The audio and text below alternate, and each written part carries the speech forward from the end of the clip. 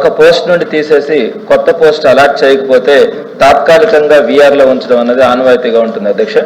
ఒకవేళ అధికారిపై ఆరోపణ లేదా కంప్లైంట్ ఉంటే విచారణ జరిగే వరకు కూడా వీఆర్లో ఉంచడం కూడా జరుగుతుంది అధ్యక్ష. ఈ రెండు పాయింట్స్లో కూడా గతంలో కూడా ఎప్పుడు వీఆర్లో ఉంచడం కూడా జరుగుతూ ఉంటుంది. అయితే అలా కాకుండా గత ప్రభుత్వాలకు అనుకూలంగా ఉన్నారన్న భావంతో వందలాది మంది పోలీసు అధికారులని వీఆర్లో ఉంచడం జరుగుతూ ఉంటే అది పరిపాలనా ప్రక్రియలో భాగం అనుకోవాలా లేకపోతే రాజకీయ ప్రతీకారం అనుకోవాలా అన్నది ఒకసారి ఆలోచించుకోవాలి అధ్యక్ష.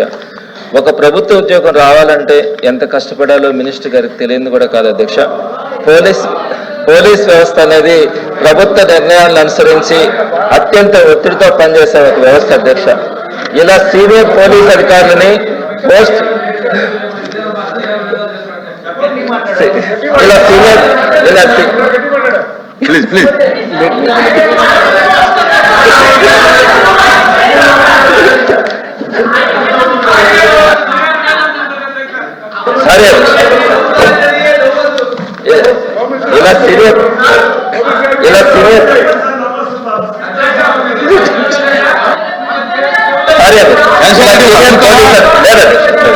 సీనియర్ పోలీస్ అధికారులని పోస్టింగ్ లేకుండా వీఆర్లో కూర్చోబెట్టడం ద్వారా ప్రజలకు మనం ఏ సందేశం ఇస్తున్నామని తెలియాలి అధ్యక్ష.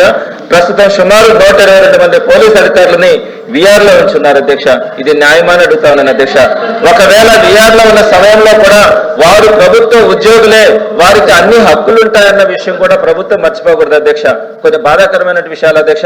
వెయిటింగ్ లో ఉన్న అధికారులు రాష్ట్రంలో ఎక్కడున్నా కూడా ఉదయం సాయంత్రం 2 సార్లు వాళ్ళు డీజీపీ ఆఫీస్ కానీ లేదనుకుంటే చిన్న స్థాయి అధికారులు రేంజ్ ఆఫీస్కి వచ్చి బయోమెట్రిక్ వేయాలి అధ్యక్ష. ఎక్కడ తిరుపతి, చిత్తూరు, అనంతపురం దగ్గర నుంచి వచ్చాను అధ్యక్ష. వారిని బందోబస్తు డ్యూటీలకు పంపించడం, రాష్ట్రంలో ఎక్కడ కార్యక్రమాలు జరిగినా అక్కడికి సెక్యూరిటీగా పంపించడం, ఇన్ని పనులు చేయించుకుంటా కూడా సుమారుగా నెలల తరబడి వారికి జీతాలు కానీ టీఏ కానీ డిఏ కానీ కనీసం ఇల్లు గడవడానికి, పిల్లలు చదివించుకోవడానికి, ఎదిగిన పిల్లల అవసరాల కోసం కనీసం వారికి అడ్వాన్సులు కూడా ఇవ్వట్లేదు అధ్యక్ష. వారు పని చేయాల్సిన బాధ్యత వాళ్ళ మీద ఉంటుంది. జీతం లేదా అలవెన్సులు మాత్రం ప్రభుత్వ బాధ్యత కాదు అని చెప్తే అది ఎంతవరకు న్యాయం అడుగుతా ఉన్నారు అధ్యక్ష. ఇది పరిపాలన చర్యలో భాగమా లేకుంటే శిక్షగా మనం పరిగణించాలా అన్నది ఒకసారి ఆలోచించుకోవాలి అధ్యక్ష. ఇప్పుడు నా సప్లిమెంటరీ ప్రశ్న అధ్యక్ష ఒకటి, సి పాయింట్ కి సంబంధించి అధ్యక్ష, డీజీపీ రేంజ్ కార్యాలయంలో వీఆర్లో ఉంచిన అధికారులకి ఉదయం సాయంత్రం 2 సార్లు బయోమెట్రిక్ హాజరు ఇవ్వాలని మీరు ఆదేశాలు ఇచ్చారా? అదేవిధంగా ఈ ప్రశ్నకు సంబంధించి సప్లిమెంటరీ అధ్యక్ష, ఆఫీసర్స్ ఇన్ వెయిటింగ్ గా ఉన్న అధికారులను బందోబస్తు డ్యూటీ లేదా ఇతర విధులకు పంపించినప్పుడు వారికి టీఏ డిఏ లేదా కనీసం అడ్వాన్స్ అమౌంట్ ఇవ్వబడుతున్నాయా? ఇవ్వకపోతే ఏ నిబంధన ప్రకారం ఇవ్వడం లేదు?